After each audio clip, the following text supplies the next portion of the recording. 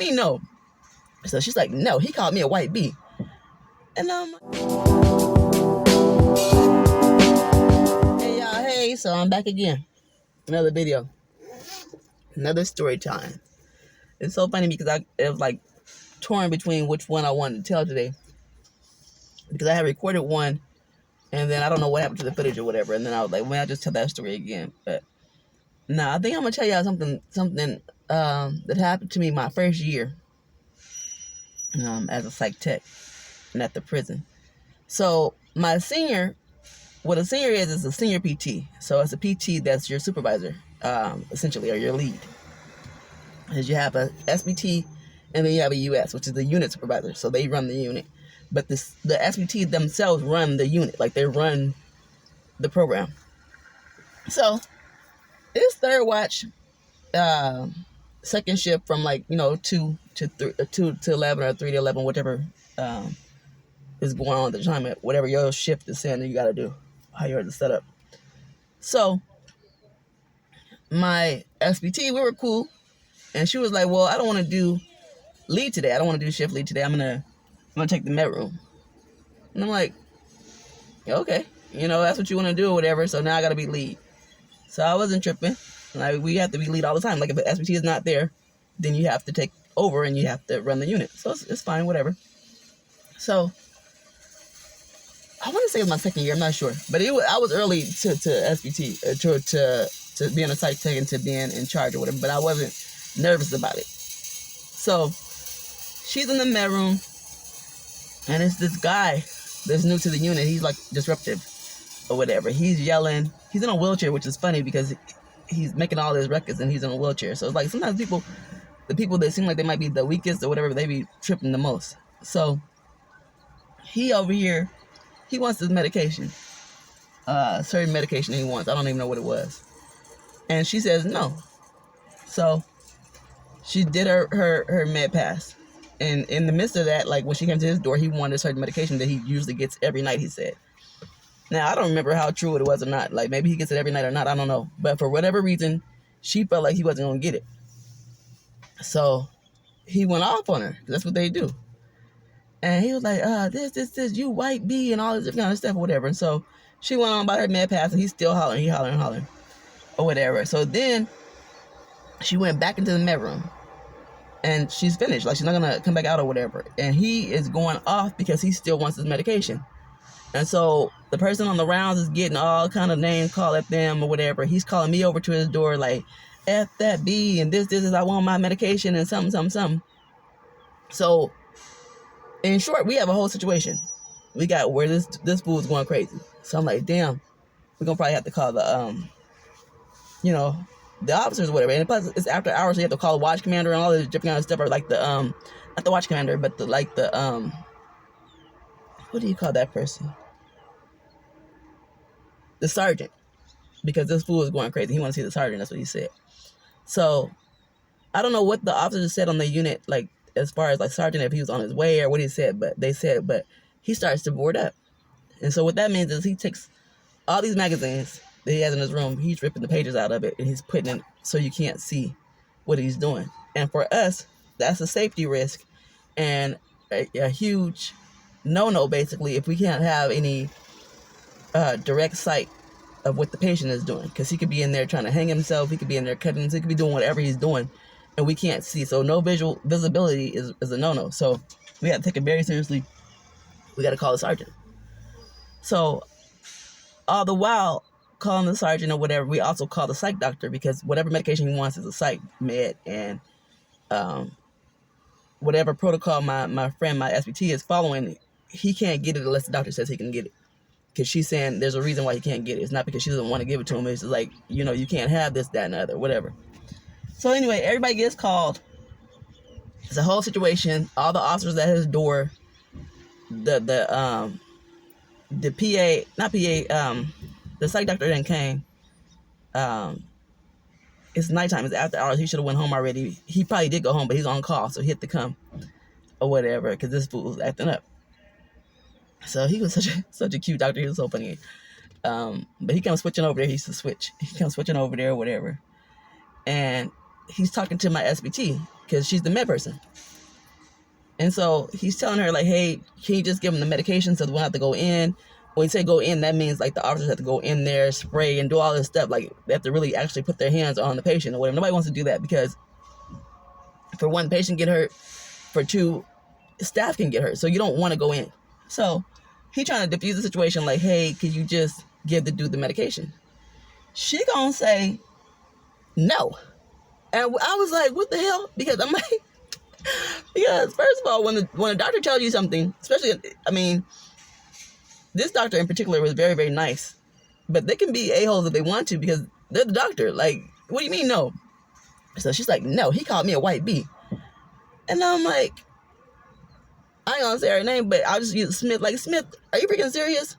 He called you a white bee. You get called white bees in your sleep. You know what I'm saying? I get called black bees, nigger bees, and shit all the time or whatever. So why are you making a stink over this guy calling you this name or whatever? He's not even creative. Like, that's not even a good name that he called you. So she's upset. She said she's not gonna give the medication.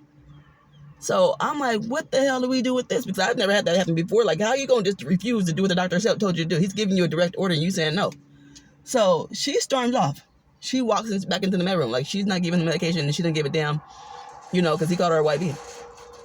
So now we stand around looking at each other like thinking like, what the hell we about to do? Because this fool is still going crazy. We still going to have to, we still got the sergeant out here. Everybody is saying, go give him the medication. She says no.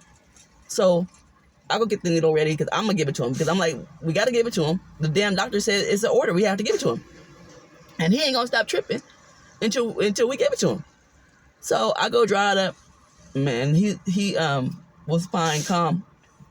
You know, boom. Stick it in there, whatever. He's good. It's a wrap. So we wrapping up. The officers are leaving or whatever. The dude took all the papers down and stuff. He's calm and stuff. He's probably chilling in his room, whatever. And so I look to the left because it's like almost 11 now. We got to get ready to go home or whatever. Next shift is coming in, and I see the SPT. She beelining it for the door, and I'm like, "Whoa, Smith, what? You just leaving?" And she like, "Yeah." I'm like, "There's an SIR. SIR needs to be done."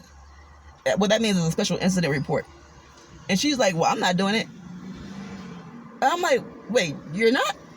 But you caused this." And she's like, "No, I didn't cause it. This, and okay, but I didn't. All I did was, first of all, I was supposed to be in the med room, and you're supposed to be out here because this is your job. So I took that for you. Then the doctor gives you a direct order. You don't do it or whatever. So I have to go fulfill the order because the fool's acting crazy. So I go give him a shot for you. And now you want me to do your SIR?" And she's like, "Well, that's not my problem. I'm gone." And just walks. I mean, left the unit, left. She just left. She went home. And I'm thinking, like, I'm already on a double. So that's already 16 hours or whatever. I've never done an SIR before. And so I'm like, what the hell am I about to do? Because you cannot leave the facility when there's an incident that has taken place. You can't leave until the SIR is done. Because what happens is you'll go home, you'll get you some sleep, whatever, you'll forget what happened. Or that's the rationale. Like, you'll forget what happened or whatever. So I'm trying to figure out how to do this thing. Trying to figure out how I'm going to not get in trouble because I'm not supposed to be over 16 hours. So I call staff and like, "Hey, I'm here trying to do this SIR. I don't know what to do. I have to freaking go. I'm on 16. And they like, damn, like, well, you got to leave because you can't be there after, 16 hours. We're going to it's a violation or whatever. We're going to get in trouble. You can't do over 16 hours. I'm like, well, what the F am I supposed to do? This girl left. This hoe just took off and she just left. She just caused this big old thing and left. And true enough, the guy shouldn't have called her out her name. I'm not saying that. I'm not condoning that and I'm like that. But I'm just like, that's like candy to us. We do that all day. We do that all day. Like, you're mad because he called you. He wasn't even creative. Like, he didn't even get creative with it. You know what I'm saying? He didn't call you no bald-headed bee. He didn't call you no bald-headed white bee. He didn't call you nothing. He just white bee. And you mad? So much so that you're going to leave me holding the bag and you supposed to be my friend? So, long story short, my one friend, he's so freaking cool. I wish I could say his name on here. But he was like, "Look, Kellen, I'm not on the double. What I'll do is I'll do the SIR for you. I'll do it for you or whatever. And you can go home so that we don't have to get into no extra stuff." And so I just thanked him or whatever, and I went home. But I was just so, I thought somebody was going to hit me, yeah. I was just so outdone that she would do that. Like, you're the senior. Like, you, first of all, you're supposed to be taking over. You're supposed to be running this unit, running this watch or whatever. And you're going to take the med room. Then on top of that, you're going to have a whole situation in the med room. Then after you had the situation, the doctor gives you the order to give the dude the medication. You say no, and then you leave. You don't offer to help with the SIR or nothing. You just was like, F that, I'm finna leave. It was like a whole situation. I was like, why would you? But anyway, I love her too, though. She was cool. Like, that was effed when she did that or whatever. But other than that, she's a good person, and I like her. But people are funny. People are so funny. And I'm gonna give y'all a bonus real quick. I'm gonna tell a patient's business, but not HIPAA business. There's no names or nothing like that. But his crime. It was a young guy too. I don't even think he was 30 yet. Probably like 25 to 28. He gonna sneak into his ex-girlfriend's house while her dude is laying next to her and perform oral sex on her.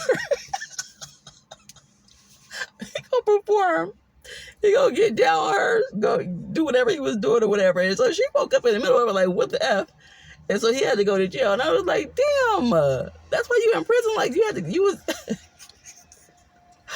But anyway, y'all, and thanks for watching. If you enjoy these stories or whatever, like, comment, and subscribe. I appreciate you. Yeah, just have a blessed day, you guys. People are funny.